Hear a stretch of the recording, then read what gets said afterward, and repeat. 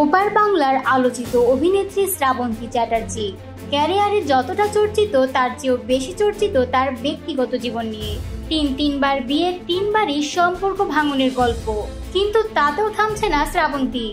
সম্প্রতি এক সাক্ষাৎকারে নিজের জীবনের ভুলগুলো নিয়ে অকপট শ্রাবন্তী। তিনি বলেন, আমি এখনো বিয়েতে বিশ্বাস করি, কারণ আমার বাবা মাকে দেখে আমি সেই সম্পর্কের সম্মান করতে শিখেছি। আমি চাই যারা বিয়ে করছেন তারা যেন ভালো থাকেন, একে অপরের প্রতি স্বচ্ছতা বজায় রাখেন। কেন বিয়ে করব না? এটা তো বহু বছর ধরে দেখে আসা একটি সামাজিক সম্পর্ক। তাহলে প্রশ্ন আসে, কেন বারবার ভাঙছে তার সংসার? জবাবে নায়িকা বলেন, ভুল মানুষের সঙ্গে সম্পর্ক করেছি, আবেগে ভেসে গিয়েছিলাম, বাস্তবতাকে সেভাবে বিচার করিনি। জীবনে ভালো থাকার জন্য নিজের সম্মানকে আগে রাখতে হবে। যেখানেই সম্মান থাকবে সেখানেই এগিয়ে যাওয়া উচিত। শ্রাবন্তী আরো বলেন, একটাই জীবন, কে কি বলছে সেটা না দেখে নিজের মনের কথা শোনা উচিত। যেটা করলে নিজেকে ভালো লাগবে সেটাই করা উচিত।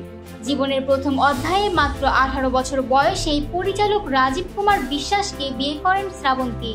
সেই সম্পর্ক থেকে জন্ম হয় ছেলে ঝিনুক ওরফে অভিমন্যুর। তবে 2016 সালে বিচ্ছেদ হয়। এরপর কৃষাণ ব্রিজের সঙ্গে দ্বিতীয়বার বিয়ের পিঁড়িতে বসেন, তবে টিকে ছিল মাত্র 1 বছর। তৃতীয়বার রোশন সিং এর সঙ্গে গুরুদুয়ারায় চুপি চুপি বিয়ে, কিন্তু বছর ঘুরতেই শুরু হয় মতানৈক্য। অবশেষে 2024 সালের এপ্রিলে আইনি বিচ্ছেদে শেষ হয় সেই সম্পর্ক। 3বার সম্পর্ক ভাঙলেও শ্রাবন্তী এখনো বিশ্বাস করেন ভালোবাসায়, বিশ্বাস করেন বিয়েতে।